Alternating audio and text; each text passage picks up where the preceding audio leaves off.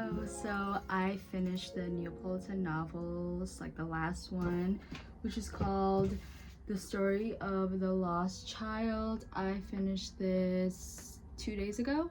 I stayed up really late trying to finish this because I was just so close. I had like, I don't know, 100 pages left or something. So these books are about Lena and Linu, and in these 4 books we are following them from childhood to their late 60s in Naples, Italy. They are from a very poor, impoverished neighborhood.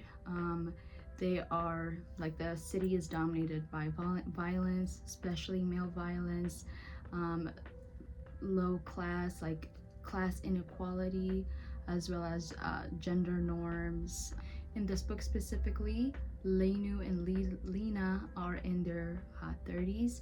Lenu is, when this book begins, she has just left her husband Pierto, so her ex-husband, to be with her childhood crush Ninu. She has had a crush on him for ages, for like 3 whole books. Ninu Saratore, so he also confessed that he loves her, so she's like, okay, I love you, let's, start this, let's be lovers. And she's also a writer.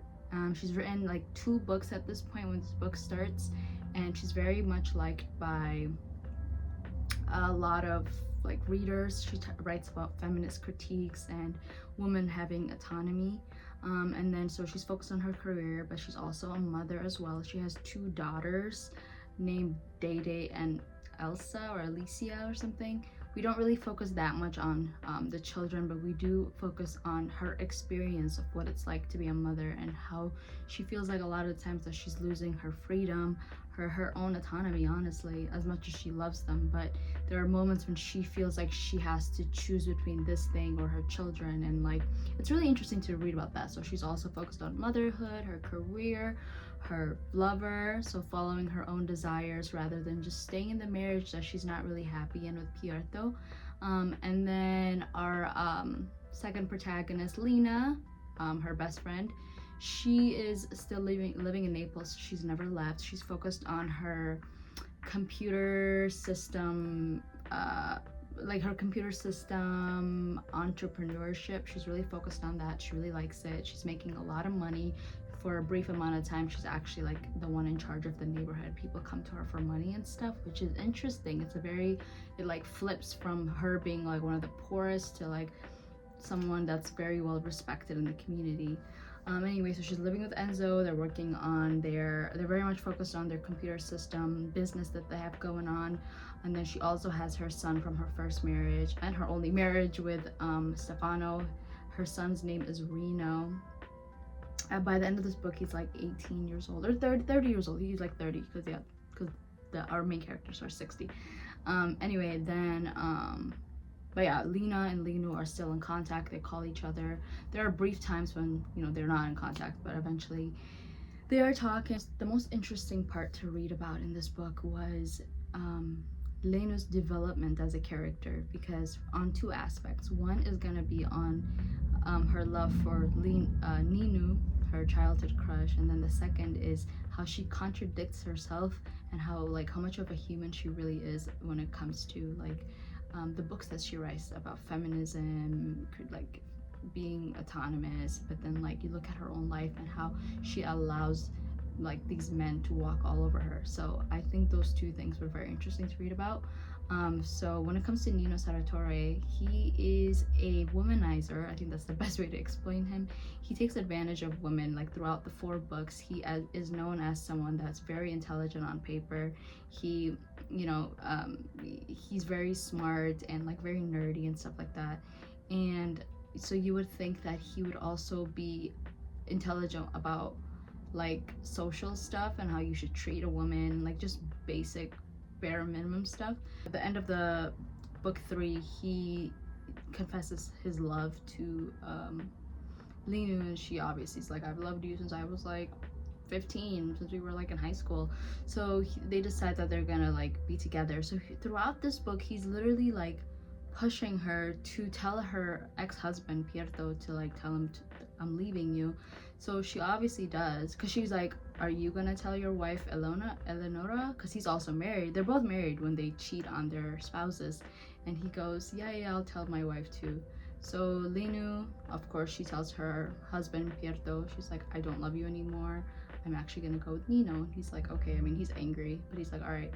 And so for years, Nino is just dragging her along, like leading her on, to the point where she's like, when are you gonna leave Eleonora? I left my husband so I can be with you. Why aren't you doing the same thing?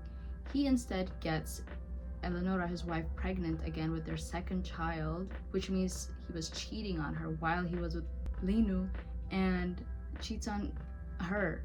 You know what I mean? And then he's just like, I can't leave you, or I can't leave my, he tells her, I can't leave my wife Eleonora, because then if I leave her, this is not gonna work. Like, our relationship is only gonna work if I have both of you. So he's literally like an F-boy, pretty much. Like, he is so effed in the head. Like, and like, as you continue these books, and as Lenu mentally matures about what she thinks about Nino and stuff, she realizes how he literally takes advantage of women left and right. He doesn't want to commit to anyone, and when he does commit, he cheats on them, he plays them, and he's a straight up womanizer. Like, he'll take advantage. In book 2, he had Leela, he like fell in love with Leela. I honestly don't know if he fell in love with them or not, but he like was with Leela for a good portion of book 2, to the point where she left her husband, which was actually for the best, because he was terrible. Stefana was awful, but he, one of the smartest girls, like Leela is so smart, so he like gets with Leela, and like they fall in love and all this stuff, and they say they're gonna live together, and they do end up living together, and then he leaves her. He does that with like every woman. He was with Linu, and he couldn't fully commit, so he's just like, I'm actually just gonna, you know, like, he's actually like very selfish and focused on himself, because I think there needs to be like a deep analysis about the character of Nino, and I think like I can't fully blame him for the way he is. I blame it on, one, the society that they are living in, and which is dominated by toxic masculinity, male violence, and then you look at who his parents are. Like, his father specifically, Donato Saratore, is the absolute scumbag. He's so terrible. He literally SA'd Linu in the second book. Like, it's so bad. And I remember throughout the books, except for this one, he absolutely hated his father. He's like, I would never be like him. He is terrible.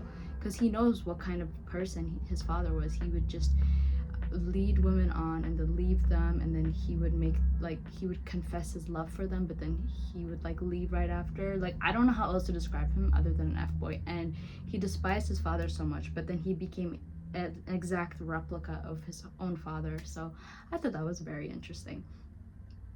And anyway, so as the book continues, obviously Lenu realizes that he's garbage, but then they do end up having a daughter named Ima, which I think this is Ima.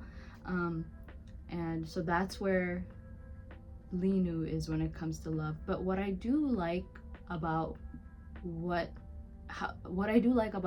Ninu re-entering Lenu's life is that she was not happy in the marriage with Pierto. Like, Pierto is very self-centered and focused on, like, because he's a professor, he's like would shut himself in his office, like at their house, and like do the work he has to do. So all the responsibilities of motherhood fell on her. Like, she wasn't pleasured by him at all, like whenever they would be in bed. And so she knew she wasn't happy with Pierto. I think she just married him because he came from a very important family, the Ayoratas, I think is how you say it.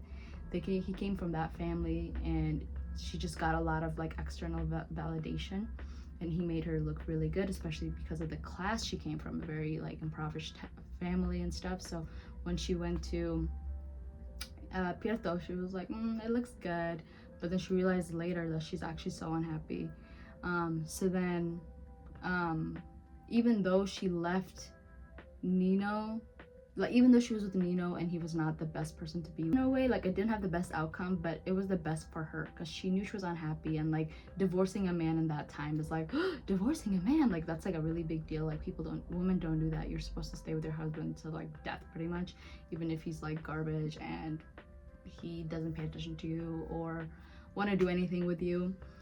So I think it was for the best, and I think that was a good character development for Elena, especially since she was young. She never actually like went after her like desires as a woman, so I love that for her. And later on, she did learn her lesson that Nino is garbage, and you can tell, like, as the book continues, she didn't see him the same way as she did when she was a child or even an adult. Like, she's just like, I want nothing to do with this man.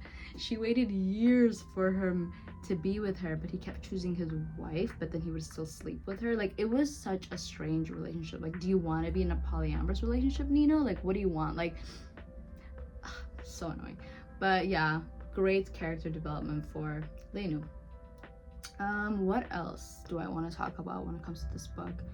I guess we could talk about Lena and why this book is called The Story of the Lost Child, because definitely a spoiler, a huge spoiler. It's because Lena's daughter, she has a daughter with Enzo, and she disappears, and people think that she got hit by a truck. People are claiming that she saw her daughter get hit by a truck. Her daughter's name is Tina. But then the weird thing is her body was never found, and later on you learn it was actually the Solores brothers, the mafia, messed up brothers, that actually did it to Lena as like revenge for how successful she has become through her business. But then it's interesting because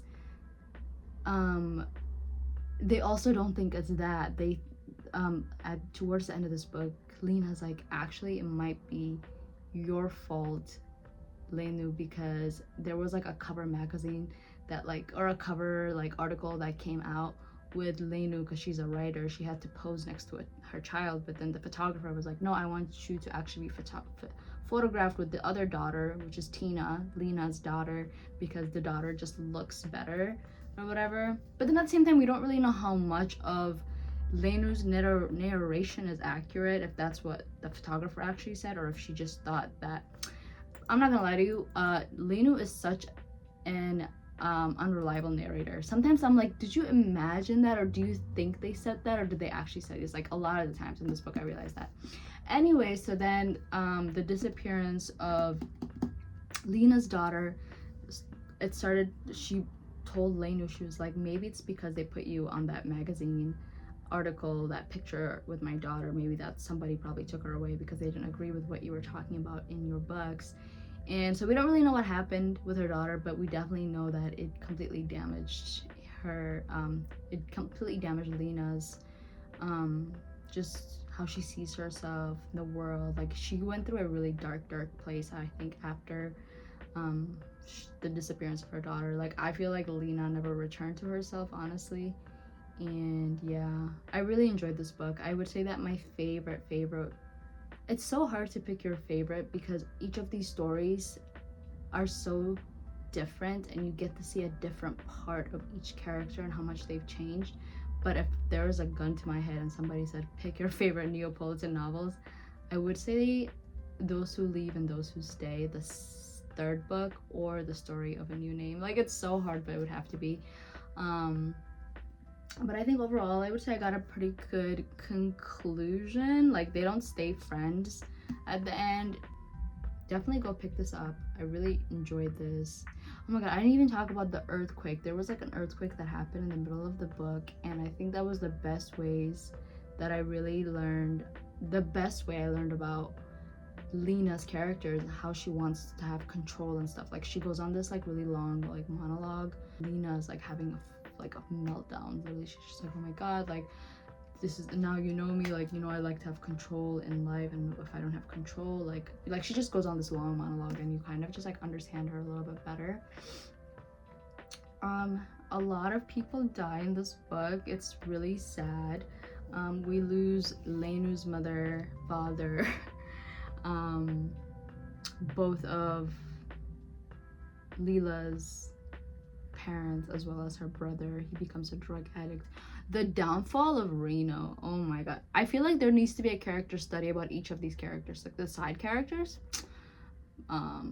But yeah, a lot of people die. But anyway, 5 out of 5. Please go pick up the Neapolitan novels. They're so amazing. You could sit for hours analyzing each character and like nitpicking things and why this thing happened and what does what does Elena Ferrante say about class and gender and masculinity and femininity and just so many things. She's just saying so much through these stories, and I want to give a big shout out to, I don't see her name, but the translator. I think it's Anne Goldstein, and translated by Anne Goldstein. Yeah, shout out to Anne Goldstein, because these stories wouldn't have been here if it wasn't translated. And yeah, so these books have actually driven me to start reading this book called The Catholic School, about these 3 guys that go to Catholic school, very privileged white guys that live in the middle class and they live in I want to say Rome. I know this is Naples, but this is about Rome. And they end up like kidnapping pretty much these 2 women and like raping them, sexually assaulting them, and putting them, and like for a week they just like keep them and torture them, and they do what they liked with them, and then they kill them. And the entire book is like 1,400 pages, and it's an exploration about what drove these men to do that. And I know that a lot of these books, like Elena Ferrante's, like the 4 Neapolitan novels, like they focus very much so on male violence. So that book, The Catholic School, is supposed to explore what drives men to be that abusive and to have so much violence, you know what I'm saying? So like, yeah, I'm looking forward to reading that one for the male violence, and not for male violence, but to get a perspective about masculinity, because this book is more about femininity. And yeah, I'm excited to check that out. And I'm currently reading Stoner by John Williams, and I'm underlining a lot. I'm really enjoying myself with that book.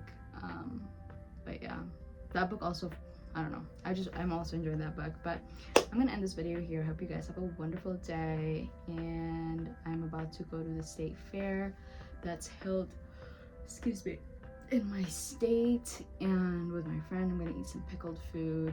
Although I'm really tired and I have no energy to go, but I think it'll be fun. But yeah, definitely read these books. Elena's saying a lot about society. Bye.